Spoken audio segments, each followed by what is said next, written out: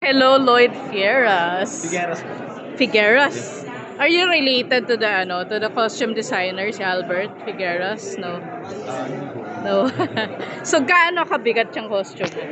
It's actually lightweight lang naman po kasi it's made of styro. Aha. Yan, kaya ayun po yung yun po siya ginawa sa styro. Sa tatlong hayop na nasa iyo, ano Yes yung po. favorite mo? I mean, kung let's say you're gonna be reborn as one of these majestic beasts. Kasi this actually based on epics, Ilocano epics, Yeah, which yeah. is the Biag nila. Yeah, I know that. So, if I were to choose, this tree kasi is very symbolic in the story. Yeah, Pero yeah. if I were to choose siguro itong crocodile, kasi it shows how brave lang ang isa. Talagang pinalaban niya yung crocodile. And nakita niya doon na kung ano yung meron siya as a hero. Yun po. So Lloyd, paano ka nasali dito sa pageant na to? Is this your Actually- first pageant? It's not actually my first pageant, but kami po kasi a franchise of Mr. sa Filipinas. I'm one provincial of the winner of Mr. sa franchise. Filipinas Lawag. And yan, I'm happy. I'm representing the city, the Sunshine City, the city of Lawag po. And the whole Ilocano nation, rather. So ano magandang bisitahin sa Lawag ngayong 2023? Naku, napakadami po.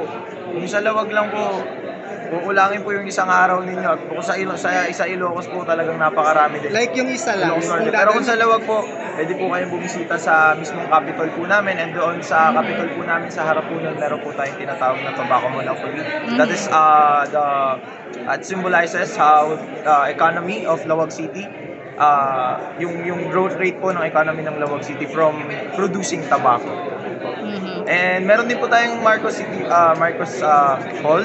And syempre yung pinagmamalaki po namin na talagang inalagaan from a lot of years na po siya at nakatayo pa rin, nakatindig pa din, yun po yung City Hall namin. It is made of brick po and corals. Hanggang ngayon po makikita niyo siya.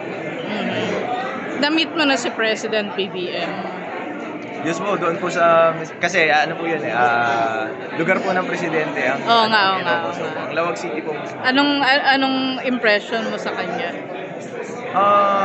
Kung impression ko po kay BBM, siguro pag nakita niyo po siya, talagang makikita niyo po yung isang respectful person po. He is a respectful person, makikita niyo po sa kanya. Yun po.